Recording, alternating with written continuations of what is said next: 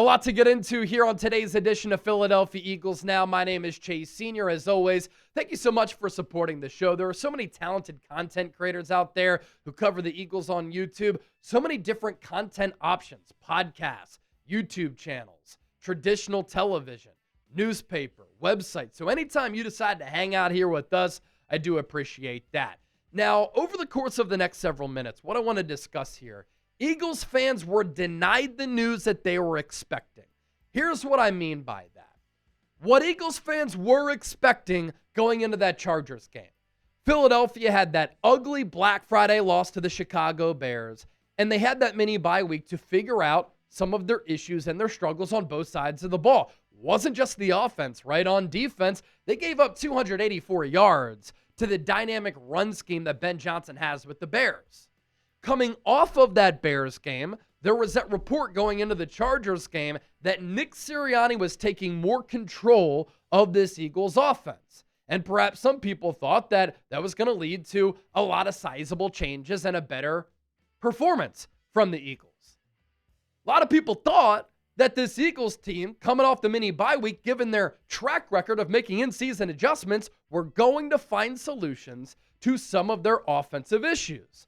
The Dallas Cowboys lost on Thursday. I thought that was going to take some pressure off the Eagles. They were going to go out there on Monday Night Football, beat another playoff caliber team, take down a quality opponent, and put the Cowboys season in the grave and end any chances that Dallas has of winning the NFC East. I was confident that the Eagles were going to end their two-game skid, save their season, and really start this run at the end of the year to instill hope in this fan base that they can repeat as Super Bowl champions in a league that is wild, wacky, and wide open. Instead, what we got, the offense didn't improve.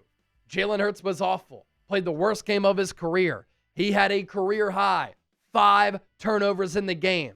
Kevin Patullo still lacks play calling feel. I don't think that's anything that's going to change. This Eagles offensive line, still spotty. And in the ground game, not great, nor is it consistent enough. And unfortunately, I think this is an issue that's going to plague this Eagles team for the rest of the season.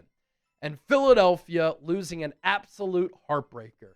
Despite those 5 turnovers and Jalen Hurts playing a piss-poor game, and this Eagles team struggling to maintain consistency on the offensive side of the ball, they had a chance to win. They took a great defense into overtime and lost an absolute heartbreaker as Hurts was picked off on a good defensive play, but a play that I don't think he should have pulled the trigger on that throw. Now, moving forward for this Eagles team, is there hope? Will we continue to see some of the new offensive wrinkles that we saw against the Los Angeles Chargers? Will Nick Sirianni continue to take control of this offense? Because all things considered, I do like some of the conceptual things that we saw against the Chargers. Some of the philosophical elements that we saw displayed from this Eagles offense. There were play calls and play designs where we were live doing the watch party, and I'm asking Chip, where has this been? And why has it taken since week 14 to implement some of these things? Well, here's what Adam Schefter had to say about Nick Sirianni's involvement with this offense. I would think Sirianni's involvement in the offense will continue going on. He's a head coach. The team's lost 3 in a row. Again, I think the offense showed signs of life. What led to it was the offense has been flat. It's been predictable. It's not been very innovative. I think Nick Sirianni got involved because it's his team ultimately. He must answer for everything. And if the offense is not getting the job done, it's his job to step in and make sure that it does. I don't know the exact role he had in the offense. Supposedly he had a bigger role. Yes, I would expect it to continue. And yes, I would expect the Eagles to get back to running the football. That's a big thing there. I think the Eagles need to become a more balanced offense. And as part of this segment, we'll talk more about that coming up here just around the corner. Now, were there positive moments with this Eagles offense? I do think there were. And I think there are some things to build off of. What I liked with what the Eagles did against the Chargers, we saw more pre-snap motion. We saw an increase in some RPOs and design quarterback runs. I really liked how the Eagles at times moved the pocket for Jalen Hurts to the right, to the left. That's something that I always am a fan of, especially when your offensive line is struggling. The Eagles called and ran more crossing routes, and the run game was a little bit better. It was only the second time of the entire year that Saquon Barkley has run for more than 100 yards in a game. And you look at some of the raw numbers with what the Eagles offense did against a top 10 overall defense that the Chargers have. They did put up 365 yards of offense, despite 5 turnovers. Kind of hard to do. They average 5.5 yards per play. That's better than their averages this year. On the ground, they averaged 5.4 yards per carry. Saquon Barkley averaged 6.1 himself. Of course, the big thing that can't happen, which isn't a sustainable way to play football, the 5 turnovers. And when you turn the ball over at the NFL level, you lose about 80% of the time. So this isn't something that I think is going to happen every game, obviously, right? So you limit the turnovers. You continue to do some of the things that the Eagles did on the offensive side of the football. And I think that the Eagles may have found a thing or some things that can help them form a little bit of an identity. Now, against the Raiders, I want to see, and we must continue to see, some of these improvements and adjustments that we saw against the Chargers take place this week as well against the Raiders. I came away encouraged by some of what the Eagles did. And what I don't want to see is see the Eagles get scared away from what they did against the Chargers. Just because Jalen Hurts threw 5 interceptions on Monday night doesn't mean the Eagles should stop what they're doing. I want to see the Eagles continue to adapt and evolve and be innovative. There were some plays that we're watching on Monday night and we're like, this looks like a modern offense in 2025. So the Eagles showed some signs of life on Monday night on the offensive side of the football. Now you can apply those against a bad team, get your confidence up, have some good production, blow them out, and maybe that is what the Eagles need to kick this thing into gear with 4 games left. Before we continue to move forward on today's Eagles Now, I'm talking to all of the real ones out there. Are you subscribed to the channel? You see that red sub button down there? Hit that. Subscribe to the program. We're bringing you daily Eagles coverage, and we're closing in on 140,000 subscribers. I promise you, you won't regret it, the content that we're able to bring you for free every single day.